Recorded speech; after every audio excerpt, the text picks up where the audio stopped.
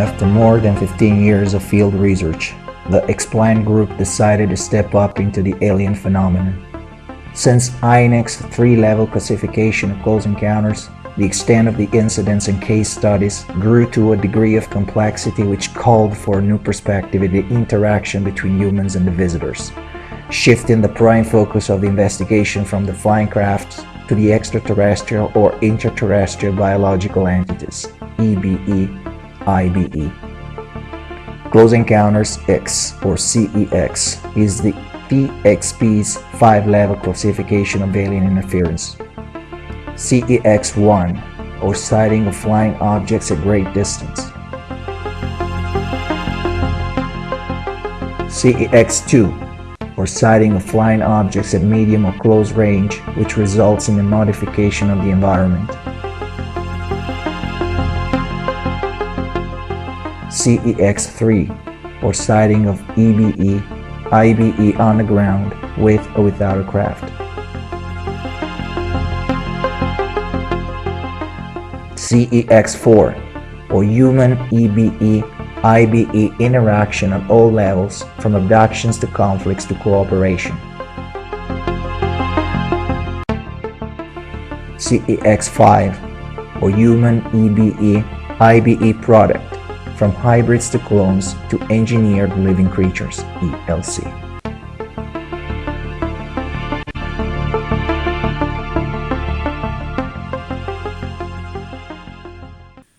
Hello, Leah. Good evening. Good evening. How are you? Oh, I'm doing great. As usual, we are connecting with you from Italy. So, hi from Italy. Hi from Australia. Diego Antolini here from the Explain group, connected with Leah Capitelli from Melbourne. Is that correct? Yes. Melbourne, Yes, Australia, for the Starseed series. A series of episodes that we remind our users or those who connected for the first time are episodes about the life and extraordinary experience of Leah Capitelli as a star seed or star people here on Earth.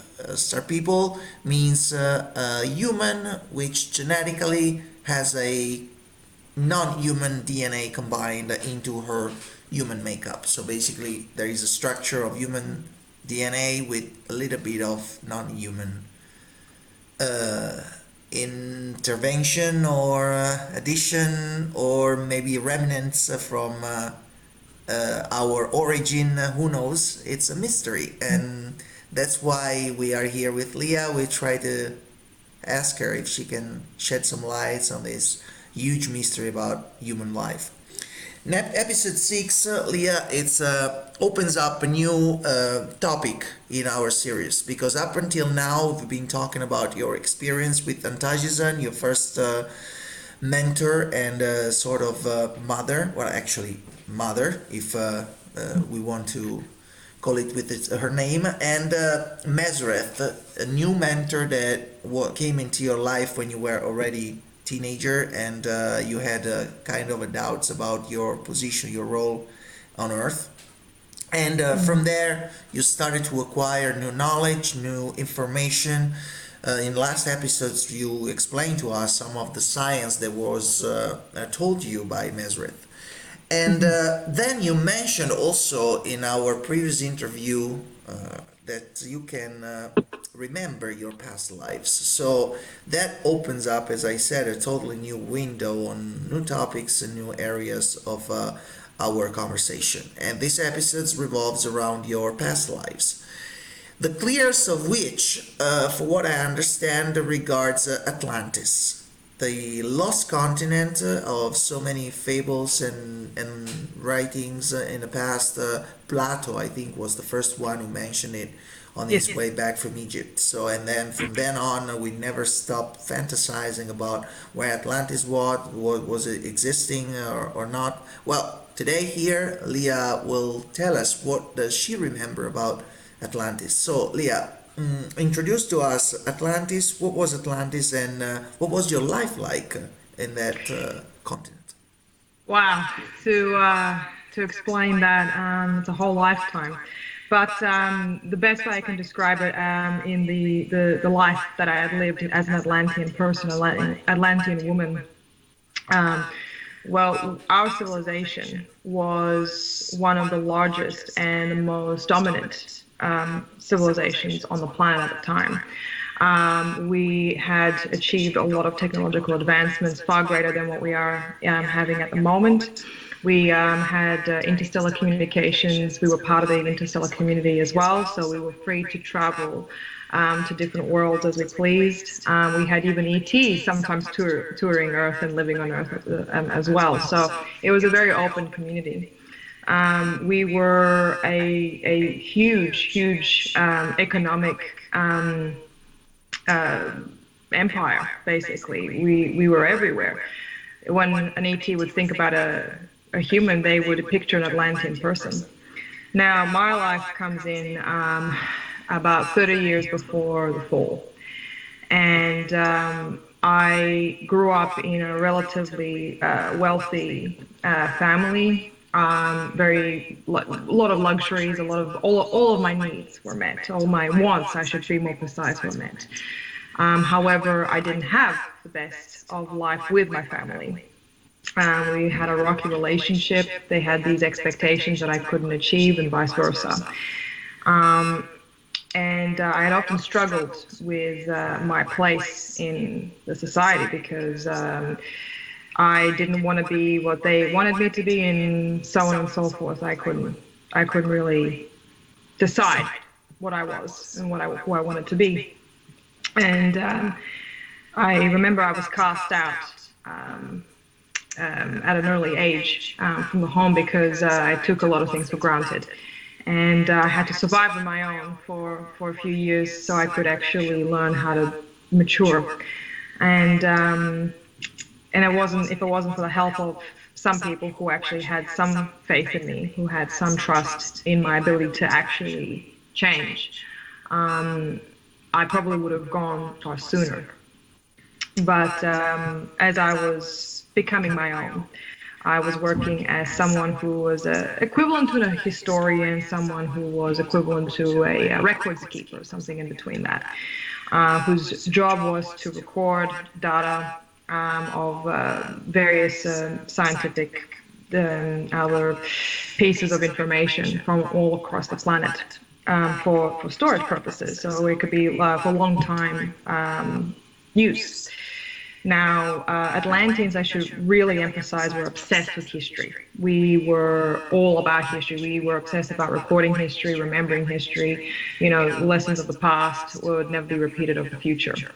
So we were massive fans of it, to say the least. And we put a lot of time into making sure that our history, our memory would live on. And it's almost like a poetic kind of tragedy in some ways to have a civilization that was so obsessed with memory to be kind of regarded as nothing more than a myth, as barely any memory of it. But anyway, there's another aspect I should also really bring up when it comes to Atlanteans. Is there actually this taps right into the second part of the question, Leah, that Right. where do you come into place, like during your 30 years before the fall and this obsession with history, what exactly happened then? Well, as our energy needs started to increase, so so just to give you an idea, humans were developing technologically at a lightning speed rate. We were creating new technologies, and we were becoming the new top dogs of the interstellar community, right? And unfortunately, because of those technological needs that were rising, our need for energy was also rising. And a lot of the methods that we were using to acquire said energy was beginning to be outdated. And so we were looking for new ways to get the energy requirement to meet our needs. They found Atlanteans found a type of energy source from across far across the galaxy, type of crystal. That would mineral, stone, whatever you want to call it, that was absolutely caked in this energy, and we were to use that energy to help us meet our needs. This was, of course, a temporary thing.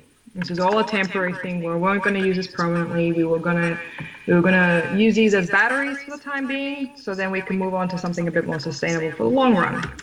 Now, where I come in this particular part is that I was learning about these crystals, and I was recording history and how they harness this energy from these stones. Come to find out that these particular stones, as the needs grew, the method to harness this energy was to kind of put them through this sort of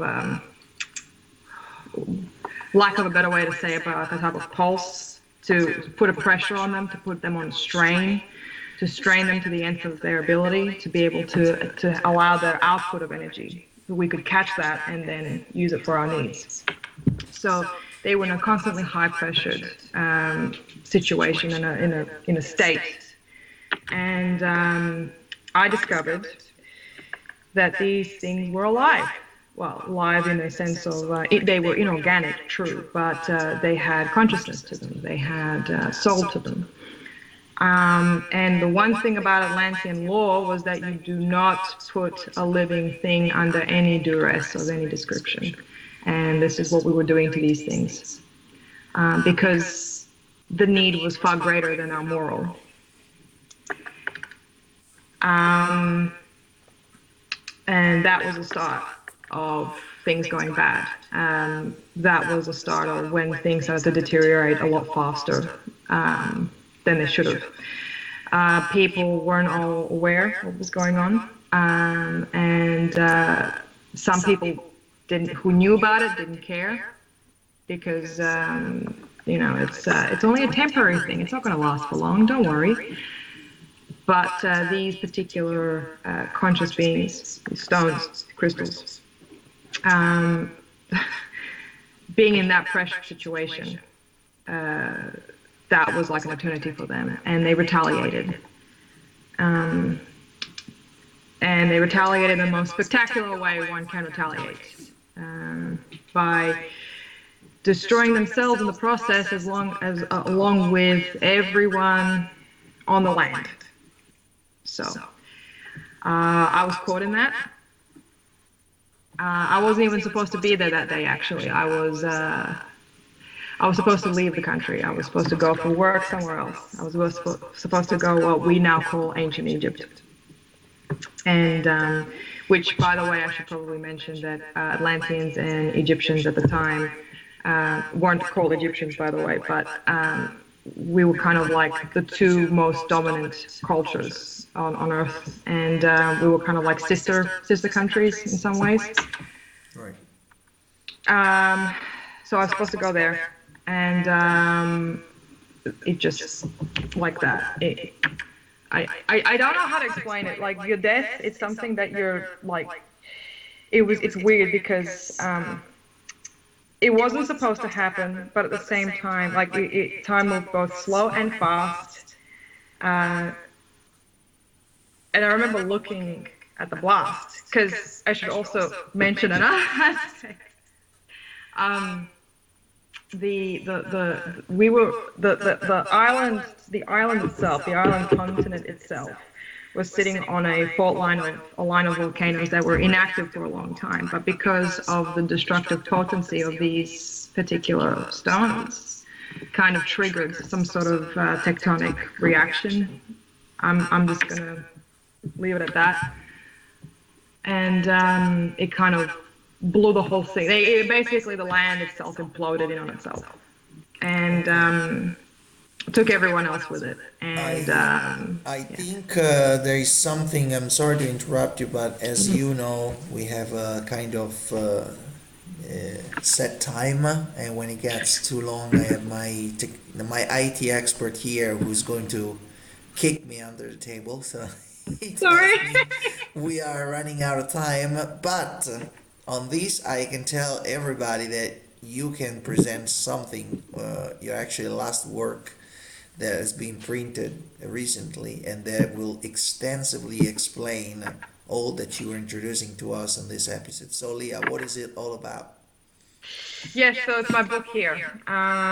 This is the recollection of my, I don't know if you can see clearly, maybe, if not, maybe so. If I you don't can know. look at yourself, yeah, like this, you see, if you get it a little bit distance from the camera, yes, like this we Yes, can. can you see Okay, it? Okay, that's better, awesome. Yeah, yes. sorry. But this is my tome of recollection of all my past life memories, and well, not all of them, but the ones I remember the most of. So it took me about 4 years to write this thing, put it together in a comprehensive manner, as opposed to the sporadic memories that occur as you live. But yes, there's definitely a part in this book about my life in Atlantia and what it was like. And of course, it goes into further detail than I have discussed thus far. So I If we want to find your book, what do you suggest? Where can you look? there are many interstellar. Sorry, got my brain on the interstellar, but international distributors. So we have it's available on Amazon Australia, Amazon UK, US, basically all the Amazons. It's available in Booktopia. Just have probably better off if you want a list of all these distributors. Probably go on my website, which should be linked somewhere at the bottom of this video in the description, and navigate to where the book in section is on my page, and it'll have a list there, and it'll take you immediately straight to your distributor that you're comfortable with. So, yeah. That's great, because on the next episodes we're going to, here and there, we're going to talk a little bit more about your books, about some of the contents. I think we're all curious to know about it. I look forward to read it. I mean, you just told me a couple of weeks ago that was out, and I'm going to buy it immediately, and then maybe we can comment on that. But Please. today, really, your Atlantean life came up very interesting, because I could see through your face that memory was not pleasant. That memory sort of awakens a lot of difficult and harsh feelings. So probably in Yeah. this episode we will have some users asking questions to you that you're going to answer in the next one. For now, I think we have enough to think about. And Atlantis, wow, it's something that it's in the fantasy of many, and knowing that you actually remember your life there, it raises on myself millions of questions. Leah. So thank you so much, and we really got to stop it now, but we're going to see each other on episode 7, and we'll certainly continue on this lion topic, because it's really, really interesting. Thank you so much. Thank you. Thank you. So, yeah.